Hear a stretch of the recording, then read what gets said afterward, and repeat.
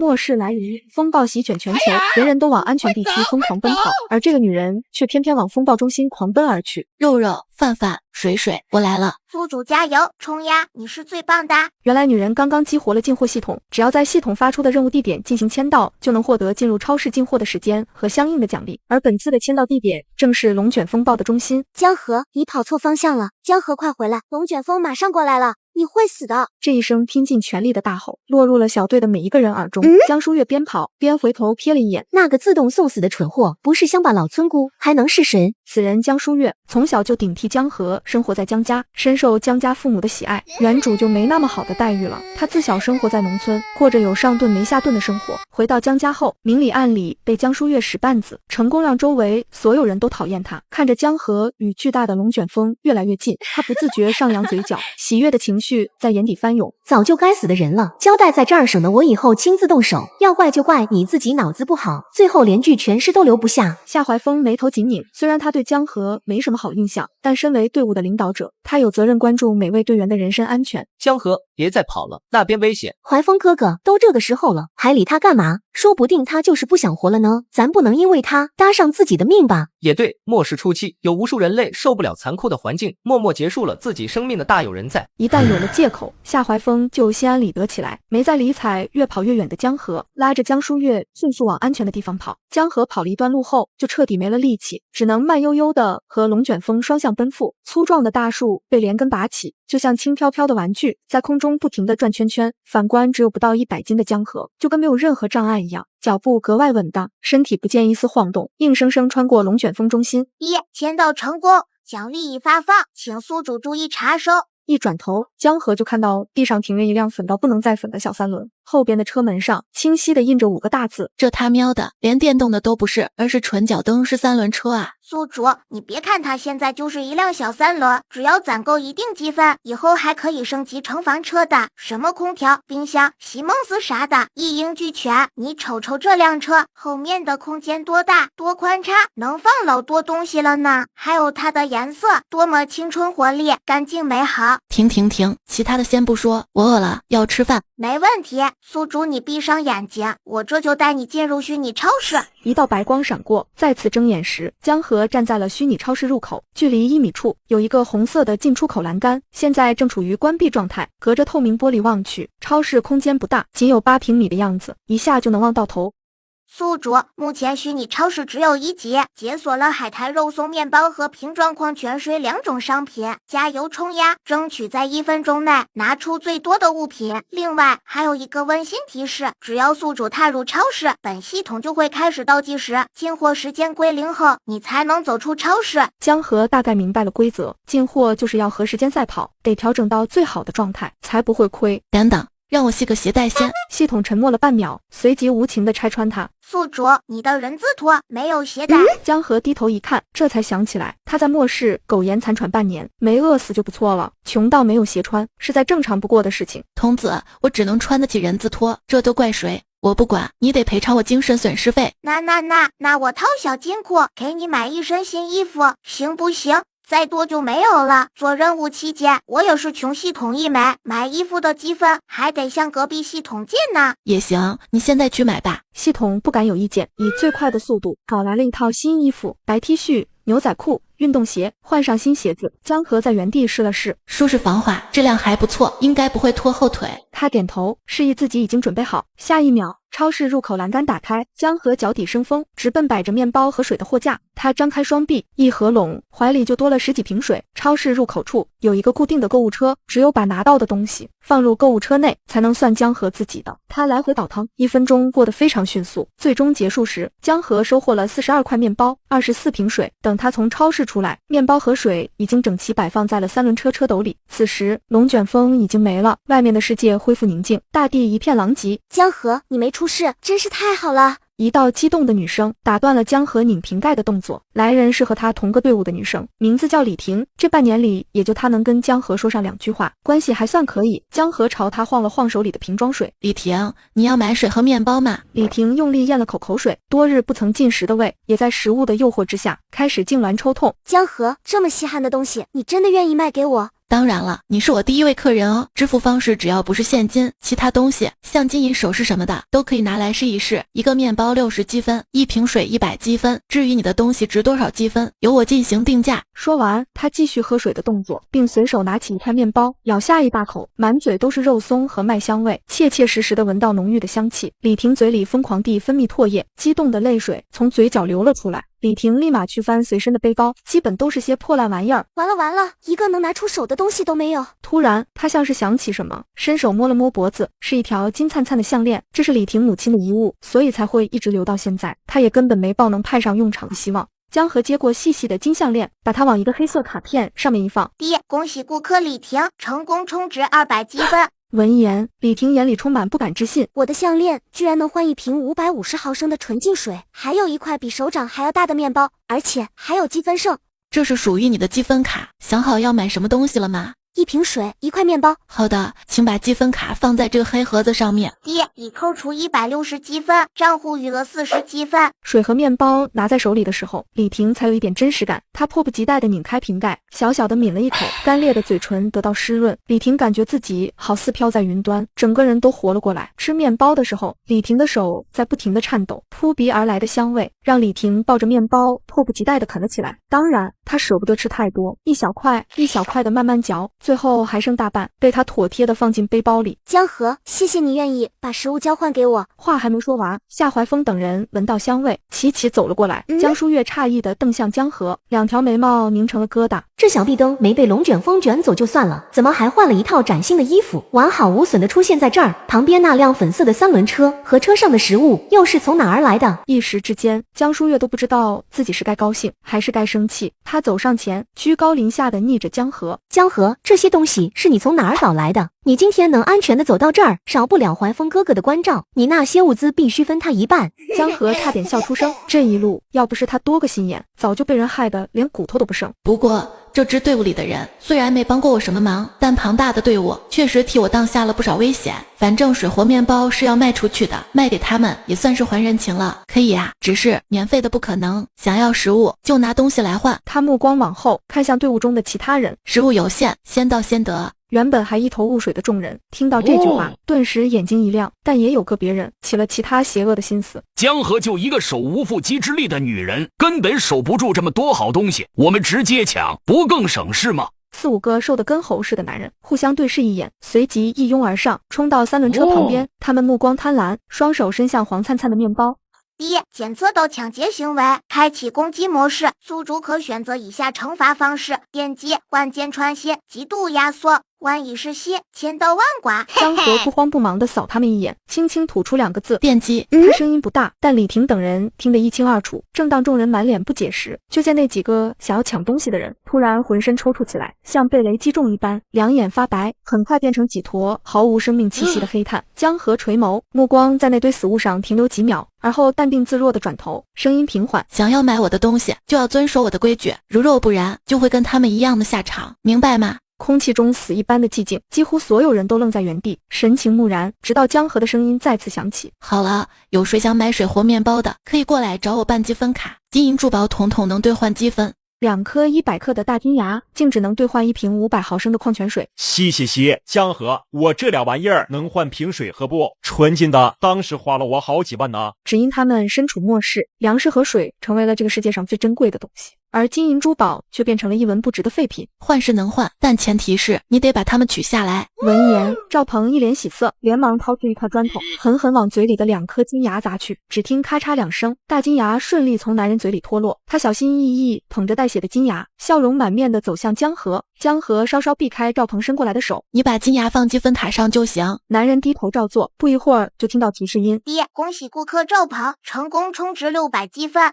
听到提示声，赵鹏兴奋的一时之间话都说不利索，还是江河在一旁提醒他：面包1个60积分，水1瓶100积分。这位顾客，请问你想要买什么？可自行挑选哦。赵鹏看看江河，又看看粉色的小3轮，脑子在不停地运转。这600积分必须合理分配，水或面包都是必需品。我要4瓶水，3个面包。江河指了指旁边的大屏幕，示意让他刷卡。美妙的收款声随之响起。爹，宿主到账587分。购买结束后，赵鹏飞快地将东西锁进包里，然后把背包紧紧护在胸前。这些都是我的命根子，谁敢抢，我就跟谁拼命。离开前，赵鹏张着血盆大口出声问道：江河，我还有27分没有用完，之后还能再来找你换东西吗？排在赵鹏后头的其他人也都目光炯炯地看向江河。嗨嗨，我在这儿先做个宣传，从今天起，我创办的曙光超市正式开业，等下你们办的积分卡都是免费的，只要卡里有积分，你们就能来我这儿买东西。把规矩提前说好，江河继续做生意。一对衣衫褴褛的母子走上前来，还没等江河开口，蓬头垢面的母亲扑通一下跪在了地上。江河，你行行好，可怜可怜我们娘儿俩，给我们点吃的吧。以前你爸妈在的时候，孩子他爸还帮过你家不少忙呢，你就看在你爸妈的份上，哪怕只给我们1瓶水也成。呵呵，不好意思，曙光超市的商品只能用积分购买，不能无偿赠送。李玉华眼里的光逐渐消失，恢复一片灰败。江河身上恐怖的能力我已经见识过了，再执意跪下去，激怒了江河，后果不堪设想。他咬着牙站起身，拉住儿子的手，准备离开。等等，除了现金，其他东西都能兑换积分，不局限于金银珠宝。李玉华抬眸，注意到江河示意的目光，转过头看到的是儿子胸口的护身符。难不成这个也能换积分？李玉华迅速反应过来，解下儿子的护身符，往积分卡上面放。恭喜顾客陈奇安成功充值100积分。李玉华几乎要高兴疯了，连忙向江河道谢。江河，谢谢你，谢谢。儿子，我们有水喝了。小男孩脸上也露出灿烂的笑，被妈妈带去一旁，躲在角落里，小心翼翼地分水喝。知道江河软硬不吃，之后排队买东西的人全都老老实实用身上的东西来换积分，没再出什么幺蛾子。很快，水和食物就已经卖光了，没有买到的人只能站着干瞪眼。曙光超市今天就关门了，没买到东西的人可以下次再来，我先走一步，去南阳基地等你们再次光临。在众人遗憾的叹息声中，江河蹬着粉色小三轮消失在路的尽头。宿主你超厉害的，开业第1天就赚了4700积分。虚拟超市目前只有1级，带有20个商品栏，花费1000积分就能在虚拟超市解锁一样商品哦。江河一边苦兮兮的蹬三轮，一边打开系统面板，翻到商品栏，他从前2排挑选出4个商品进行解锁。成功解锁泡面、八宝粥、饭团、虎皮凤爪，消耗4000积分，账户余额700积分。童子，我想吃虎皮凤爪的。哦，你这也太冷淡了吧。哎，我也不指望你能帮我什么，就赶紧看看有什么任务能给到我，让我去虚拟超市进货。宿主宝，你想要自食其力的精神非常值得鼓励哦，为你点赞。先别废话了，任务呢？嗨嗨，你说任务是吧？多的是呢。任务1，去南阳基地最高天台签到并大声喊出相应口号，可获得奖励2分钟进货时间。任务2，超市累计营业额达到2万积分，可获得奖励5分钟进货时间。任务3，卖出20件羽绒服，可获得奖励4分钟进货时间。江河抿了抿唇，满脸一言难尽的表情。童子，大热天的，你让我卖羽绒服，根本就是在刁难我胖虎。我不管，给我换一个任务，最好是容易一点的。宿主宝，任务栏最多只能同时发布3项任务，而且都不能跳过哦。加油吧，宿主宝，本系统相信你，你可以的。哼，要不是看在这份工作福利丰厚的份上，我肯定要辞职，随便找个世界去养老。这样想着，江河才勉强接受了现实，继续以人力蹬着3轮车。经过他不懈努力，一人一车，终于抵达了南阳基地。南阳基地算是一个规模不小的基地了，是附近的幸存者们争相前往的好去处。但是外来人口想要进入基地，必须通过军方的层层筛选。江河排了2个小时的队才到他，一个手里拿着本本的医生打量他一眼，面无表情地说道：过来吧。江河来到他跟前，简单的看了几眼后便通过了检测，成功进入南阳基地后，他踩着小3轮直奔基地的军区大楼，不一会便来到目的地。左右两边都有武装部队把守，戒备森严。江河跳下3轮车，左右扫视一圈，选了个身材最好的小哥哥搭话：帅哥，能不能行个方便，放我上天台？秦颂低头，眼神冷硬如石，没说一个字，但拒绝的意味十分明显。我真的有非常要紧的事情要上天台一趟，你们如果不放行，我就硬闯了啊！到时候伤了你们可不能怨我。听到这话，秦颂旁边的士兵没忍住，直接笑出了声。就你能伤得了我们？刹那间，士兵立马收敛笑意，语气严肃：哪来的疯子，搁一边去，再来妨碍我们工作，直接赶你出基地。让他们主动放行是不可能了，为了完成任务，我只能选别的法子了。看灰机。他这一招注意力转移法对上秦颂一群训练有素的军人可以说是毫无作用。3个训练有素的特种兵竟然拦不住一个手无缚鸡之力的女人。只见女人眼一闭，腿一迈，闷头就往大楼门口跑。站住，不然我就开枪了。愿意浪费子弹，那你就开呗。秦颂拧着眉，对着江河的小腿扣动扳机，只听砰的一声，子弹飞射出去。让人意想不到的是，在子弹快要触碰到女生的时候，却突然凭空消失了。一向稳重从容的秦颂也诧异地瞪大了双眼，紧接着又是砰砰砰连开好几次枪，还是同样的情况。秦颂意识到事情的严重性，立即打开对讲机。警报！警报！有一名不明分子闯入军区，正在朝天台方向去，急需支援！急需支援！军区中心收到消息后，立即调派了特种部队以及2架战斗机。战斗机从基地上空呼啸而过，引得基地的村民全都不安地朝军区大楼看过去。该不会是有恐怖分子袭击我们基地吧？我们好不容易在这儿安定下来，可不能就这么被毁了。另一边，被当作恐怖分子的江河呼哧呼哧老半天才爬到12层，他的身后堆满了妨碍他上天台的人，挨着墙根叠罗汉。宿主，别停下，继续冲呀，胜利就在前方了。看在虎皮凤爪的份上，他一口气爬到了18层天台，一出去就见特种部队已全部就位，把天台围得密不透风。远处蹲着4、5个狙击手，头顶是2架装满弹药的战斗机，上百支黑洞洞的枪口齐齐对准了江河的脑袋。你已经被我们包围了，不想被打成筛子，就赶紧放下武器投降。我没武器啊。那欠揍的样子让围着他的特种兵们不约而同地握紧了拳头。嗨，宿主宝，赶紧干正事。想起来了，还要签到做任务呢。江河举起右手，一个小小的动作却足以让秦颂等人警铃大作。他抬手干什么？难道要扔炸弹，想炸毁军区？只听砰砰砰几声，上百支枪同时射击，火光不停闪烁，飞出去的子弹密密麻麻。然而最终的结果却令所有人头皮发麻，背后一凉，子弹连江河的衣角都没碰到，就直接神秘消失了。这他喵是什么逆天的能力？就在所有人震惊到无以言表的时候，突然听到一声大吼：隐藏着黑暗能量的大自然啊，请赐予我力量吧。这话怎么感觉有点耳熟？他这是要变身了没？难道是巴啦啦小魔仙？不对，好像是百变小樱的词儿。众人下意识往后退了2步，想象中的变身画面却并没有发生。爹，签到成功，恭喜宿主获得2分钟进货时间。江河微微弯腰，脸上挂着歉意的笑。不好意思啊，打扰了，我真是来接天台的，现在完事儿了，你们继续忙，我就先走了。转身刚走出2步，他突然又回过头来，士兵们缓缓放下的枪又迅速举起来，神情紧绷地盯着江河。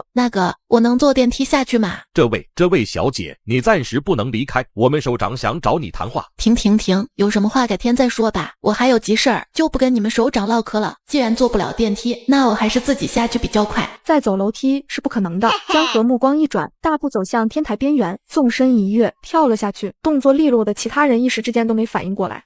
远的跳楼了，这可是18楼啊！秦颂迅速跑过去，探头往下看，一辆粉色小3轮正在缓缓挪动。拜拜了您嘞。江河的离开是轻松，可基地军区却掀起了惊涛骇浪。连子弹都不怕的人，这是何许人也？必须把人找到，摸清楚对方的底细。对了，为了不引起居民恐慌，这件事情还要低调进行，秘密行动。贫民区某个犄角旮旯，江河满脸兴奋。系统，我要进货，快点。好的，马上。一个闪身，江河再次来到虚拟超市门口。和上回相比，货架上的东西丰富了很多。江河一眼就瞄到了虎皮凤爪的位置，满脸喜悦。系统，我准备好了。预备，开始。咻的一下，江河像弹簧一样飞奔到货架面前。虎皮凤爪拿来吧你，泡面拿来吧你，八宝粥拿来吧你。江河来回倒腾了好几趟，时间一到，江河就被弹出了虚拟超市。系统自带理货功能，他刚进的货现在就已经整齐的码放在3轮车斗里。清点了一下，他这次一共进了24瓶水、15块面包、13桶泡面、11个八宝粥、18个饭团、99包虎皮凤爪。江河满意的看着自己的杰作，随手抓起1桶香辣牛肉面，扯开盖子，才发现少了什么。桶热水在哪儿？超市可解锁热水台哦，永久解锁需要5000积分，宿主余额不够，可以日租，1天仅需300积分。江河嗅到了奸商的味道，但泡面没热水又不行，只能先租个1天的。好的，已扣除300积分，宿主账户剩余400积分。热水台类似于饮水机，为了和小3轮搭配，外观也刷成了芭比粉。方便面泡上热水后，等上3分钟，江河一把捞起5个虎皮凤爪，全部放进泡面桶里。这满满1桶，奢侈到不行。江河幸福到冒泡，享用完美味后，仍然意犹未尽。看他心情甚好，系统连忙提醒：宿主，曙光超市今天该营业了，咱们一起努力，做大做强，共创辉煌。灾荒年，别人都是喝烧水、啃树皮，而女人却开着三轮车在街道上卖货。只见她蹬着载满物资的粉色小三轮，一出现在街道上，就吸引了所有人的目光。大家不约而同地向小三轮靠拢。走过路过不要错过，曙光超市开始营业啦！泡面、饭团、八宝粥、面包、虎皮、凤爪、矿泉水，想要买的都过来办积分卡嘞！听到这话，众人都难以置信地瞪大了双眼。都么事了，竟然还有人开超市卖水卖食物，骗人的吧？要不就是贵的离谱。老板，办积分卡是啥意思啊？这矿泉水怎么卖？是不是要用石油换？我不要石油，什么金银珠宝、古玩玉器，我统统都收。啥？那些东西就能换物资？是不是真的啊？大伙都持怀疑态度。一个模样疲惫至极的中年男人直接撸下手上的金戒指，递到江河的跟前。老板，这个能换多少东西？江河先给他办了积分卡，让他把金戒指放上去。恭喜顾客王洪波成功充值800积分。三轮车上每样商品前都摆着一个粉色的牌子，上面标着相应的价格。王洪波站在三轮车一侧，一眼扫过去，激动的一颗心快要跳出嗓子眼儿。我卡里的800积分竟然能买不少好东西。老板，我要4瓶水，6个面包。王洪波抱着面包和水，感觉自己跟做梦差不多。他泪眼婆娑，用力掐了把大腿，痛得直接叫唤出声。不是梦，这不是梦，我爸妈有救了。老板，谢谢你。说完，王洪波赶紧转身往家的方向跑，有他带头，其余人也不犹豫了，立即过来找江河办积分卡。每来一位顾客，他都要顺带问一句：我家超市的羽绒服质量也不错的，原价200积分，现在骨折加60积分，要不要也来一件？不好意思啊，老板，我不缺衣服，积分也不够，就不买了。南阳市的温度每天都在攀升，现在已经达到42度，只要不是傻子，谁会花积分买一件不需要的东西回家？有60积分买面包、买饭团不香吗？1个小时不到，三轮车上的物资就被一抢而空，只有那20件黑色羽绒服，来的时候什么样，现在还是什么样。到底是哪个缺的玩意儿派发的 KPI？ 大热天的卖你爹的羽绒服呢？东西没卖完，江河只能蹬着小三轮在基地内乱晃，看有没有哪个冤大头能把他们全给收下。可惜冤种太难找，绕了一大圈也没人搭理，江河无聊的只能哼歌解闷。看铁蹄铮铮，踏遍万里河山，我真的还想再活500年。尾音还没落下，身后就传来甜美的女声：老板，你这些羽绒服我都要了。美妙的歌声戛然而止，江河眼底亮起了光。冤大头，这不就来了吗？叶青青拎着一个鼓囊囊的手提袋，提起来有些费劲，分量肯定不轻。买东西前要办积分卡是吧？这些够换羽绒服吗？不够的话，我再去装一袋过来。手提袋打开的一瞬间，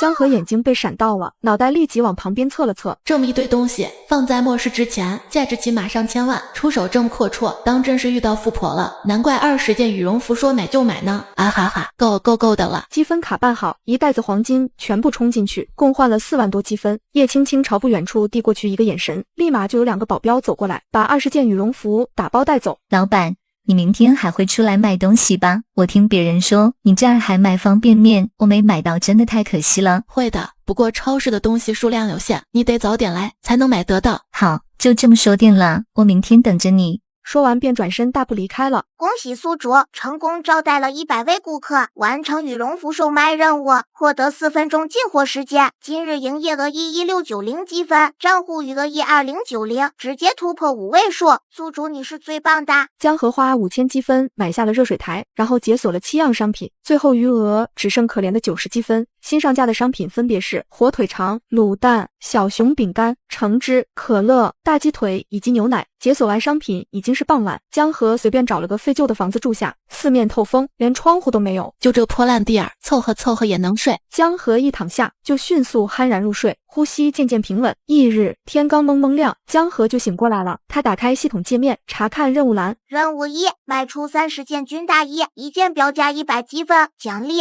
可获得5分钟进货时间。任务2，去基地博物馆签到，并大声喊出相应口号，奖励可获得1分钟进货时间。看完任务后，他优先选择去博物馆签到。他蹬着小三轮就往那边赶。20分钟后，小粉车停在一片蔫了吧唧的玉米地前。江河四处张望，视野格外空旷，连半个建筑都看不到。彤，你确定没带错路？博物馆在这儿。本系统怎么可能会出错呢？南阳市博物馆就在这儿，只不过基地把楼推平后种上了玉米。签到点就在玉米地中间。宿主你继续往里走。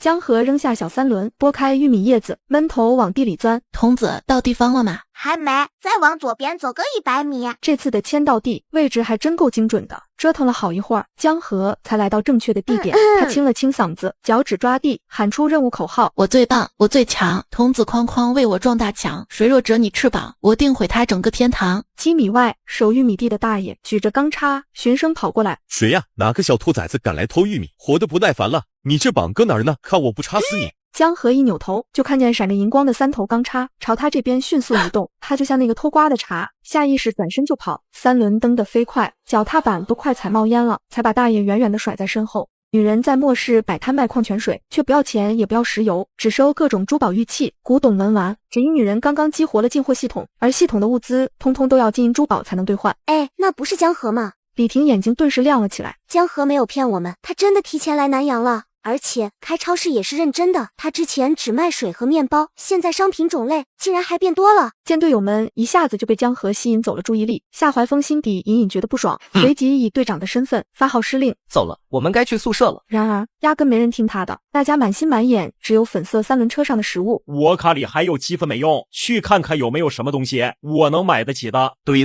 江河上次卖东西，轮到我就没了，这次我一定要抢到矿泉水。一行人一窝蜂的跑远，江书月抿着唇，瞪向一边啃大鸡腿一边游刃有余招呼客人的江河，顿时火冒3丈。怀峰哥哥，你看他那些东西，不知道他是用了什么恶心手段弄来的，还真把自己当救世主了。风头都让他出尽了，赵鹏他们也是一看到江河就都不把你这个队长放眼里了。被江书月这么一说，夏怀峰脸色越发难看。我们认识的江河分明就是一个一无是处的乡下村姑，现在却手握数不清的物资，肯定是哪里出了问题。夏怀峰眯了眯眼睛，又说道：如果我们让军区的领导知道江河诡秘的转变，或许还能立上一功。江书月和他想到了一起，两人一拍即合，立即往军区的方向走。可是他们俩初来乍到，基地领导哪里是他们能轻易见到的？你好。秦颂转过头，面无表情地看向他，周身透露着不怒自威的气势。军区重地，闲杂人等不得入内。江书月眼睛一眨不眨地盯着他英俊的脸庞，愣了2秒，连忙软着声音开口：我们有重要的事情要找你们的领导举报，小哥哥能不能通融一下？什么事？基地有一个开3轮车买东西的女人，我们认识她，她身上有古怪。闻言，秦颂眉目微挑，当即就反应过来他们口中有古怪的女人是谁。基地昨天下午就派了人过去接近调查，但对方警觉性很强，即使在他那儿买了很多东西，也很难和他搭上话，更不用提摸清他的底细。沉默了2秒，秦颂低头打开对讲机，用2人听不到的声音向上级请示，毫无意外得到了肯定的答复。秦颂喊来另外一个士兵，用仪器检查2人身上是否带了危险品，确定没问题后就直接放行了。哈哈哈，没想到这么轻易就能通过军区的重重把关，领导们日理万机，管着基地大小事务，还以为要等上好半天呢。一个年轻士兵将他们带进电梯，最终来到9楼的首长办公室。江书月用力抱着夏怀峰的胳膊，难以掩饰脸上的兴奋。这可是基地最高领导，如果我们的消息能派上用场，肯定会对怀峰哥哥有很大的帮助。办公室内，谢晋山一身笔挺的军装，立在落地玻璃窗前，神色说不出的复杂。说正事儿，你们要举报谁？在基地开超市的那个。哦，说来听听。那个女人叫江河，她就是个怪胎，之前疯疯癫癫的，毫不起眼，现在不知道从哪儿弄来了物资，被一群人捧着。再具体说说他别的情况。一个大领导这么认真听他说话，江书月的虚荣心顿时得到了满足，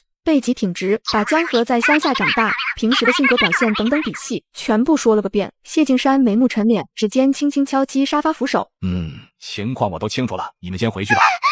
就这么完了？不立即下令把江河那个怪物抓起来吗？江书月一刻都等不了，只想看着江河快点遭殃，别在他面前晃荡。首长，你们什么时候把他抓起来做研究啊？他肯定是变异了，得好好研究一下他的身体。你在叫我做事？夏怀峰察觉到气氛不妙，赶紧把江书月拉到身后，用眼神示意他别再说话。首长，我们要提供的信息已经说完了，之后如果还有什么要了解的，我们随时配合。说完，江书月就被夏怀峰拉着往外走。男人一脸不悦，刚刚那么好的表现机会，话全让江书月说了，他连一个字都没插上嘴。怀峰哥哥，你别生气嘛，我刚刚太急了，不是故意抢你的话，下次我一定不这样了，大不了今天晚上我好好补偿哥哥，好不好？此时，基地小型广场上，刚刚排队的上百号人已经走得差不多了，只有李婷等人还在挑选商品。江河，你宿舍分哪儿了呀？有空的时候时候，我还想找你说说话，可以吗？当然可以啊，只要我不忙。不过我现在没住宿舍，也没领身份牌。我刚去领了，就在基地入口旁边100米不到的大厅，需要我带你过去吗？没事儿，等我把东西卖完，过去一趟就成。你先去忙自己的吧。好的。赵鹏排在李婷后面，拔了2颗门牙，说话明显漏风。张江河，你则这件大衣看着真不出错，非常符合我泽总这种大老爷们儿的气质。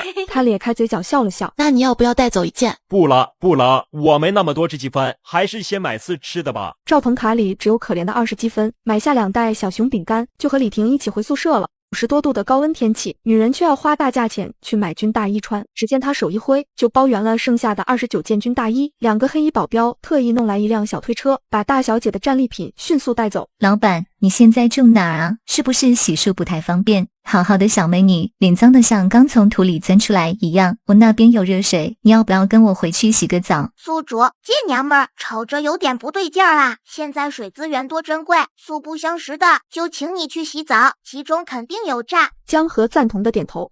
我确实想吃油炸小馒头了，桶啊！超市升级之后会有这玩意儿吗？系统沉默无语。我们俩说的是一码事儿嘛。见他没有立即拒绝，叶青青觉得有戏，更加热情起来。老板，我那儿除了可以洗澡，还能吹空调哦。冰镇西瓜想不想吃？冰淇淋呢？说的怎么这么像拐小孩的人贩子？我江河是那么容易上当的小朋友吗？西瓜甜不甜？宿主，你真要吃他们的东西？江河不冷不淡的哼了一声。我那么久没吃过西瓜了，就不能馋着口瓜吗？要是超市能有西瓜，我也不至于到别人家来吃瓜了。童子，你也要继续努力呀。系统感觉哪里不太对，却又说不出来，只能羞愧地噤了声。在空调房坐下没2分钟，一个黑衣保镖端上来一盘冰镇西瓜。江河拥有百毒不侵的体质，不怕他们在瓜里下毒，他只在乎瓜到底甜不甜，挑了最红最大的那一块，鲜红的瓜瓤还冒着丝丝凉气。江河低头嗷呜咬上一大口，鲜甜的汁水瞬间溢满唇齿间，果肉细腻，凉爽透心。你家的瓜真不错。江河朝叶青青竖大拇指，然后一点不带客气，一个人5分钟炫完了一整盘西瓜，白送上门的便宜，不占白不占。叶青青坐在江河对面，目不转睛地观察着他的神色，眼看着西瓜一块块变少，江河却还跟没事人一样。叶青青心不禁沉了下去。江老板，浴室就在外面，你要现在洗澡吗？江河打了个饱嗝，冲他摆了摆手。洗澡是多么私密的事情啊，在一个完全未知的环境，把脱光衣服洗香香，不太合适。叶小姐，八吃完了，我就先走了哈。离开之前，江河还不忘再次夸赞，这是我吃过最甜的瓜，谢谢款待，下次有空我一定再来做客。叶青青努力保持微笑，等江河离开，脸色立马苦涩起来。报告，任务失败，你要对他毫无作用，不仅没作用，还赔进去一大盘从别处空运过来的西瓜。2秒后，那边传来声音，说道：“你继续和他接触，争取信任。”基地居民身份登记处，江河赶在关门之前办下了自己的身份牌，就一个木质的长条形小牌，上面写着个人基本信息，姓名、性别、年龄等。最后一栏是分配到的宿舍地址，是32栋。登上小3轮，江河很快来到宿舍楼，墙体斑驳不堪，墙皮开裂，有的已经脱落大半，露出里面的砖缝，空气中弥漫着一股说不上来的异味。这片区域没水没电，居民们只能去宿舍楼前的公共旱厕上厕所，厕所内臭气熏天。江书月捏着鼻子上完厕所就赶紧跑了出来，他一边大口大口的呼吸新鲜空气，一边在心里抱怨，这什么鬼宿舍啊，条件那么差，根本就不是人住的地方。江书月哪都不满意，就希望他们给基地提供的消息能赶紧派上用场。我们立了功，基地肯定会给我们换去条件好的宿舍。听说宿舍区内有一栋单独的洋楼没人住，我觉得那个地方就挺不错的。这样的话，我和怀风哥哥就能安安心心的过2人世界。江书月叉着腰直起身，视野里突然出现一抹粉色，定睛一看，果然是江河那小贱人，还有他那辆招摇的芭比粉破3轮车。李婷看到江河出现，立即笑着迎了上去。江河，你领到身份牌了，我们一群人都被分在了9栋，互相都有个照应。你呢？宿舍分在哪儿？旁边的江书月没往这边看，大耳朵却高高竖起，偷听着2人的对话。32栋。李婷他们刚来，不了解宿舍区的情况，路过的老居民听到这话，随即停下了脚步。慕寒惊讶地看向江河，你没看错吧？你真被分到了32栋。江河拿出身份牌确认了一下，轻轻点头，没错，就是32栋。那人一拍大腿，脸上是肉眼可见的羡慕之色。哎呀妈呀，那你可走运了，32栋可是2层小洋房，那地儿可大，现在只有你一个人住，不用像我们一样挤在小房间里，干啥事儿都不方便。闻言，江舒月脸色难看的要命。我看上的房子，江河凭什么能住进去？还有，我不是已经向首长举报了吗？基地怎么还没动作？